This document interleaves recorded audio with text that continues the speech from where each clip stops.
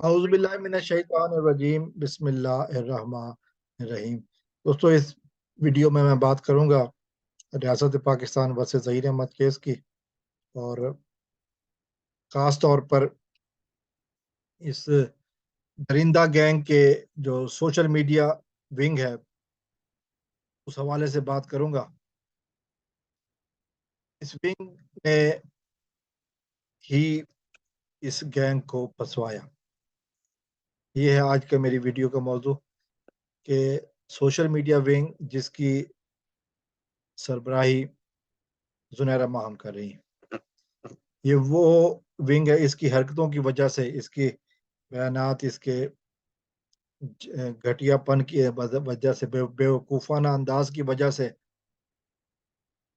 یہ کیس بہت حد تک یہاں پہنچا ہوا ہے۔ دوستو، کہتے ہیں نا کہ اگر دشمن چالاک ہو تو اچھا ہوتا ہے، لیکن اگر آپ کا بیوقوف دوست ہے تو وہ کبھی اچھا نہیں ہوگا۔ اس درندے ظہیر کے بارے میں دونوں باتیں ہی ہوئیں۔ دشمن تو شاید اس کو چالاک ملا، لیکن دشمن اس کو باہمت ملا۔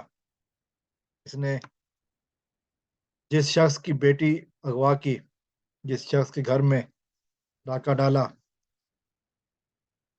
وہ اس نے یہ سمجھ کے ڈالا کہ مہدی کاظمی ایک عام سا باپ ہے، پیچھے ہو جائے گا،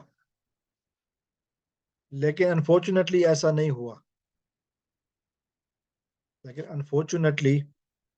ہوا۔ مہدی کاظمی ہمت اور حوصلے کی چٹان بن کے سامنے آیا، اور اس نے پہلے دن سے کی کہ میری بیٹی کو اغوا کیا گیا ہے اور میں اپنی بیٹی کو اپنے گھر واپس لاؤں گا۔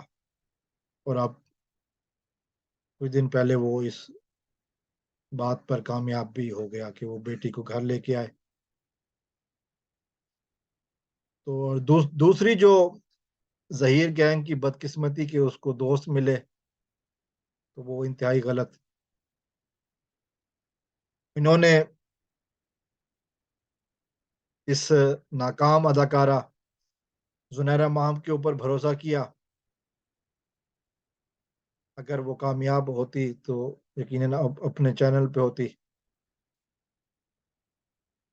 تو ناکام اداکارہ زنیرہ ماہم کے ساتھ انہوں نے رابطہ کیا، پھر سمجھا کہ شاید یہ مقبولیت کی وجہ سے اپنا بیانیہ ان کے ذریعے لوگوں تک پہنچانے میں کامیاب ہو جائیں گے، لیکن بہت سارے افراد نے اس گروہ کے جھوٹ کو پکڑنا شروع کیا اور اتنے بری طریقے سے ایکسپوز کیا کہ ظہیر گینگ پھنستا چلا گیا۔ اگر یہ عقل مند ہوتے، اگر یہ تھوڑا سا عقل سے کام لیتے، اگر یہ غرور نہ کرتے بلکہ محنت کرتے، تو شاید ظہیر اس ٹائم اس بری حالت میں نہ ہوتا۔ زنیرہ ماہم نے جس طرح باتیں کی، اور باقی جو اس کے حواری ہیں، جو اس کے ساتھ بیٹھتے ہیں، لدیتا ملک ہو، علی جعفری ہو یا کوئی اور ہو، وہ سارے ایک ہی تھالی کے کچے چٹھے ہیں۔ جس طرح وہ بولتے ہیں، پھر ملک علی، پاکستانی ملک علی جیسا نوجوان آرام سے ان کو ایکسپوز کرتا ہے۔ تو یقیناً ملک علی کی محنت ہے، جیسا کہ میں نے پہلے کہا کہ